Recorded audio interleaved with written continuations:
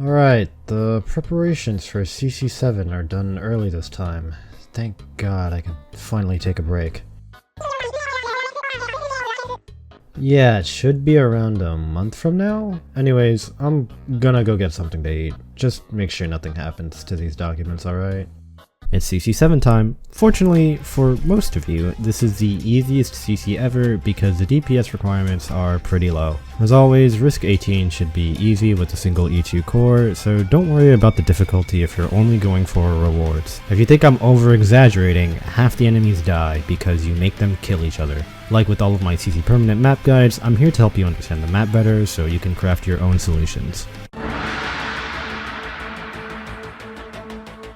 Basically, the enemies spawn with the Hui or Ming attributes, but to prevent you guys from cringing more at my horrible Chinese pinyin pronunciations, I'm just going to shorten them to white and black. If you notice on the map, there are these tiles that have the white and black elements on them. Placing an operator on that tile will give the operator that element.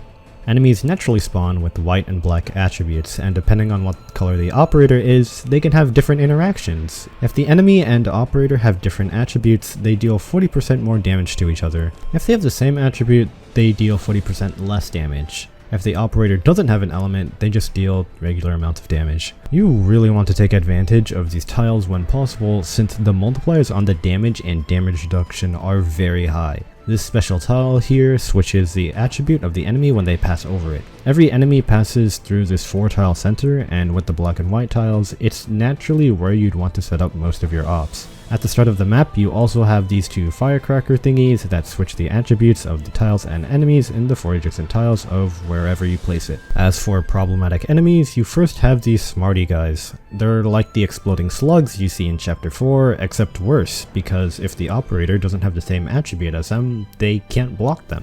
If you don't understand the mechanics well, you might struggle with dealing with their massive arts damage explosions. If Smarties of different elements are in a 1-tile radius of each other, they'll explode, dealing mega big damage, which will essentially one-shot any operator with added risks. These guys have a specific tag that gives them a buttload more HP and switches their attribute on spawn, which actually doesn't mean anything. The main way you deal with them anyways is forcing them to explode with each other. Crowd control, mainly stuns, binds, and pushes, go pretty hard here. Next up are the blindies. These guys can be pretty annoying since they're extremely tanky and can only be blocked by operators of the same attribute. Overall, the solution is relatively simple: block slow and big damage.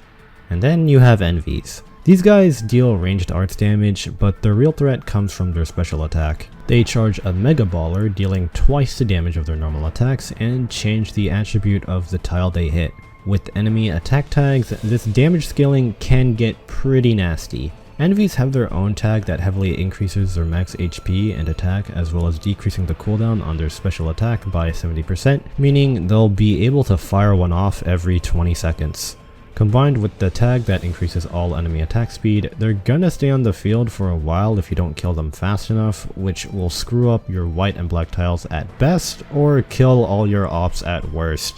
The boss of the stage, Free, isn't actually too bad by himself. Without any tags, he just deals ranged arts damage attacks. He has an ability that absorbs 7,500 damage, and if you don't break that shield, it'll explode, basically insta-killing your ops, so, you know, you better break it. Without tags, he does the ability every 70 seconds, so it's not too bad. He has a second phase where he gains slightly increased attack and is able to attack 2 targets at once. If there isn't a second target in his range, he attacks the same target twice, which is really not good. You can choose between 2 different sets of tags for free. The one most people go with is the shield one. He becomes a lot tankier with increased defense and arts resistance. The risk makes it so that the range of the explosion of the shield is 6 tiles, meaning if he's in the center of the map and the shield explodes, no one is safe from it.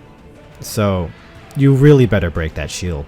It also decreases the cooldown of the ability by half, making him proc it around every 35 seconds. The other risk unlocks his cross attack ability. In his first phase, Free does a cross attack on the ally closest to him, dealing 100% arts damage and changing the attribute of any operator's hit in this cross area. In his second phase, he targets the ally closest and farthest away with this cross attack, meaning he attacks 2 operators at once. And this is on top of his double normal attacks. And this is also on top of an attack buff, and a range buff, and he also does the ability every 8 seconds. You're essentially doubling your tank requirements for this map, so don't take this tag unless you know what you're doing. It sucks a lot. Go take the shield one. Pathing wise, trash mobs come from this spawn and go to this bottom left exit. Smarties will spawn from these opposite spawns and run into each other in the middle of the field. Blindies spawn from the top right and go to the top right exit. 3 envies spawn from this left middle entrance and go to the bottom right of the map. 3 spawns from the same entrance and takes the same path as the envies, while 2 blindies from opposite points will go through the middle to go to their respective exits. This CC, there's only one non-enemy tag that's actually distinct, and it's the -60 attack speed one. It's not as bad as -50% attack, since physical damage doesn't get nerfed into the ground, but watching it take a millennia for your operators to do a single attack is absolutely painful. Oh yeah, there's also no HP seal tag, so you're free to leak an enemy that isn't free, which is usually a blindie or an envy. Could I get 10 tacos? 4 with extra tomatoes and cheese?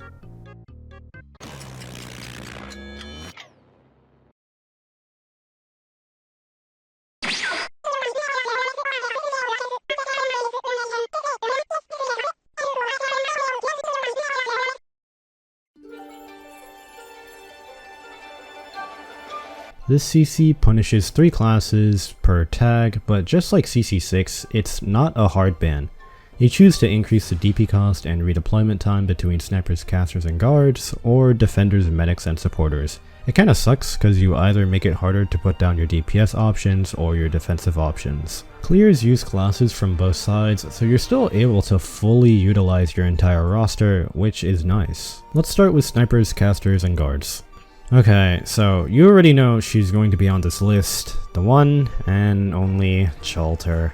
What have I said for the past videos? Like, what? Big damage, range, AoE, defense reduction, and movement speed reduction? She can pretty much solo kill all the problematic enemies since there's not that many of them, and they all go through the center anyways, so all you have to do is set her down there, press the funny button, and watch everything melt.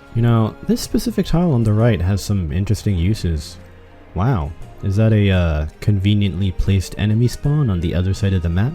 If only we had operators with extremely long range. It's pretty comical that Fartooth is usable this CC right after her release, and same with Schwartz to a similar extent. Fartooth performs better than Schwartz here because of her funny infinite tile range, so she can spawn snipe the envies as soon as they come out. Both can hit free and envies using that tile, and both have easily cyclable skills for freeze shield. Ifrit does really well this CC. The attack speed down tags doesn't actually affect her 3rd skill, which burns all the enemies in her range every second, making her essentially ignore the tag using that skill. Along with her massive res shred, she's great for burning anything in her range with that tile on the right. With her SP talent, Ifrit's usage is pretty much identical to Fartooth and Schwartz in the sense that their skills are cyclable and perfect for freeze shield. You wouldn't really expect a stat stick to show up in high risk, but Mountain does purely because of the lack of attack down tags that would actually kill his usability. Since the main damagey enemies are Envy and Free, who both deal arts damage, defense is mostly useless this CC, so his natural regen on his 2nd skill goes pretty crazy for tanking. He's also extremely cheap to deploy at the start too, which is very helpful since DP down 3 is always a thing. Neural Alter is also great this CC, specifically her 2nd skill. With tags that reduce your deployment limit, she bypasses that for free damage. What's even better is that she has shields and a stun on deployment, which can negate damage for a couple of instances, giving her much more survivability. With her very high attack and defense ignore, she can get a decent amount of damage in as well. Suzerain's damage amplification and slow are amazing against the blindies. Against Free, as mentioned before, the damage amp is good, but her healing is also pretty strong. If you're a sociopath trying to handle Free's cross attack ability, Suzerain's passive heal can heal Nightingale cages, which can help them be up on the field permanently. Buffing isn't that necessary this CC since there aren't any attack down tags and all the defense and resistance levels aren't that high. This doesn't mean Sculptor is out of the equation though for this CC. Her skill 1 is similar to Suzerain in the sense that it provides massive survivability to all the ops in her range with a substantial amount of healing and damage mitigation. Her trait is passive healing and can heal important tanking allies like Nightingale cages as previously mentioned and Mudrock. This CC has lots of arts damage all around, so naturally the arts damage mitigation queen would be practically necessary for any high risk clear. Nightingale's big arts resistance to buffing with her talent and third skill alleviates the high damage from the envies and Free. When Free hits his second phase and starts attacking 2 allies at once, her cages act as great bait for that second attack, making sure your main blocker is alive. Mudrock's impact this CC is mostly the same as her previous uses. She works pretty well in Risk 18 for tanking practically everything from envy shots to blindies to Free himself. Her regenerating shields and third skill make her the ultimate damage soaker and damage disher.